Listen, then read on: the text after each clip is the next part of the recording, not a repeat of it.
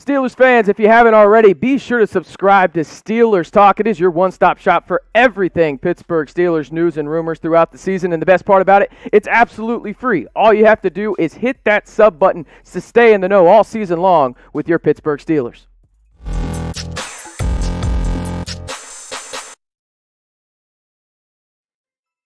Hey, how's it going, everybody? Welcome into Steelers Talk. I am your host, RC Maxfield, after preseason week 2.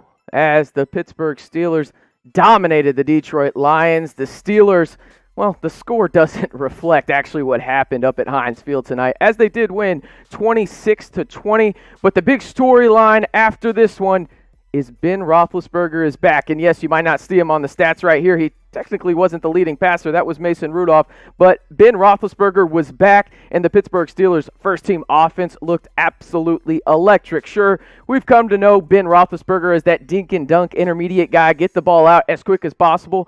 But he had a couple of throws downfield that looked really, really good. But let me know before we get into the analysis of Ben Roethlisberger, your one-word reaction to the Steelers' win versus the Lions. Again, Ben Roethlisberger's back. The Steelers are back at Heinz Field playing, and man, my one word is finally. That's really all it is for me, is finally you see those terrible towels wave, and you get to see Ben Roethlisberger, QB1, back on the field at Heinz Field. It was a sight for sore eyes for a lot of Steelers fans, and now you get to look forward to him playing early and often. And, well, I mentioned it was a sight for sore eyes. He absolutely dominated in Week 2 against the Lions, and did what you're supposed to do against one of the worst football teams in the NFL. He went 8 for 10, had 137 yards passing, and 2 TDs. Listen, it's the Detroit Lions, right? It's the preseason. It means nothing, but you still want your stars to perform, even if it is against, like I said, the worst team arguably in the NFL outside the Houston Texans, who, well, they did beat the Dallas Cowboys tonight.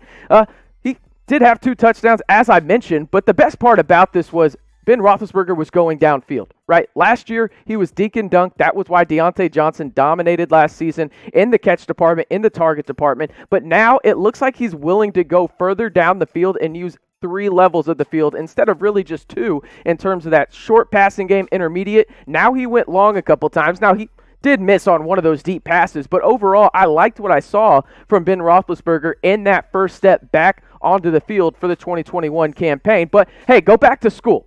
Grade Big Ben's game versus the Lions today. Is it A, B, C, D, or F? You know what? It's hard for me to give an A out to a quarterback in the preseason. Darn near impossible. So let's go with the B+. I thought Big Ben could have been better on a couple of the throws that he didn't complete, and there was really only 2. But he did look like he was moving a little bit better in the pocket. I wish that he would have been a little bit more mobile. But at this age, and in his point in his career, Ben Roethlisberger is more of that stationary type quarterback. But I am happy to see that he is going downfield just a little bit more than even he did last year at any point.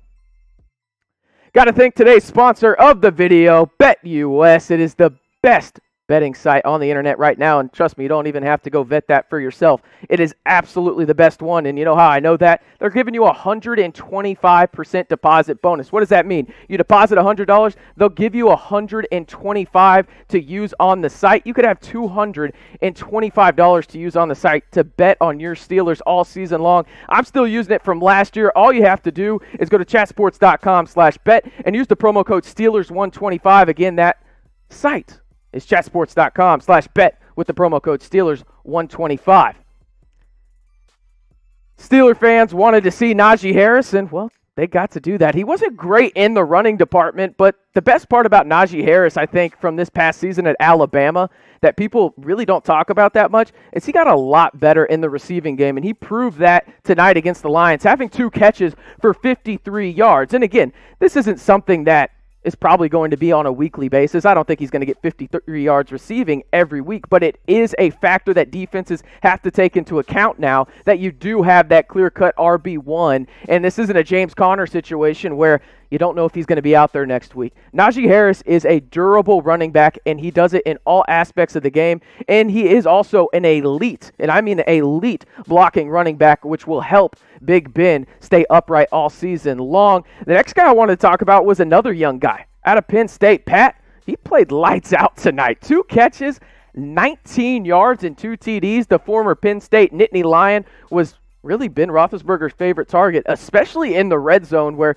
his 2 receptions led to touchdowns. And now I don't, again, expect him to be a clear target on this team all season long. Eric Ebron led the way in receiving at the tight end position and for the whole Steelers wide receiver and tight end core as a whole. But you look at it, Pat is probably the 5th or 6th option on this team, on a team that is going to pass quite a bit due to Big Ben. And if last year is any indication, maybe he has a little bit of a breakout and is known as one of those guys that is a red zone threat for Ben Roethlisberger all season long. Speaking of quarterbacks, Mason Rudolph is the next guy I want to talk about, as he led the Steelers in passing again. Didn't have any touchdowns, but looked good with the second unit. He had 13 completions on 18 attempts for 138 yards.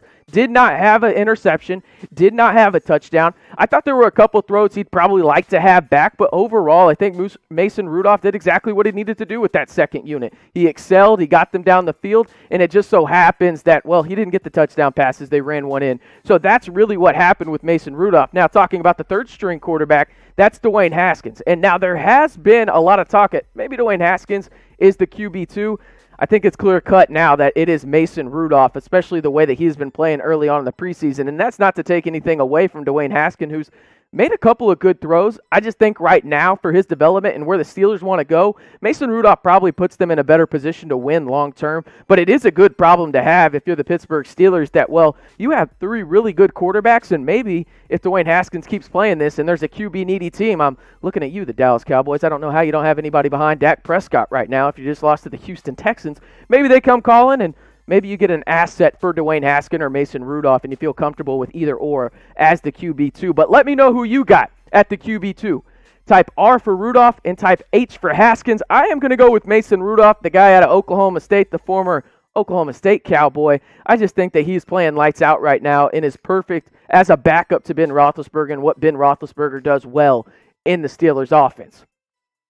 Mentioned it from the jump. If you haven't already, you got to subscribe to Steelers Talk. This is your one-stop shop for everything Pittsburgh Steelers, giving you daily videos. Usually Mott's on here breaking down the Steelers, but hey, I'm okay with filling in right now and helping them out. Be sure to subscribe, stay in the know with the Pittsburgh Steelers all season long. And hey, if you want to hear about Ben Roethlisberger, Najee Harris, maybe you want to even Juju on that beat, just not on the other team's logo, right? This is your one-stop shop to hear everything Pittsburgh Steelers. Again, the Pittsburgh Steelers win 26-20 over the Detroit Lions. That score does not really tell the whole story, as a lot of garbage time for the Detroit Lions, even in the preseason, as the Steelers came out and absolutely dominated the Detroit Lions at Heinz Field. Kalen Ballage led the way with 7 carries and 30 yards rushing. Eric Ebron was the leading receiver. But again, the main storyline for the Pittsburgh Steelers in this one, Ben Roethlisberger gets his first preseason action and looks good, going 8 for 10 with 137 yards passing and 2 TDs. But you got to move on. Preseason, really nothing to talk about here in terms of, on the field success. This is about getting ready for the regular season. This is one step closer now, as I want you to predict the future on who you got for preseason week 3 as the Pittsburgh Steelers head south to face the Fighting Christian McCaffreys down in Charlotte against the Carolina Panthers. Type Pitt for Pittsburgh if you got them winning, or type Carr for Carolina if you have the Panthers winning in the season finale for preseason games for your Pittsburgh Steelers.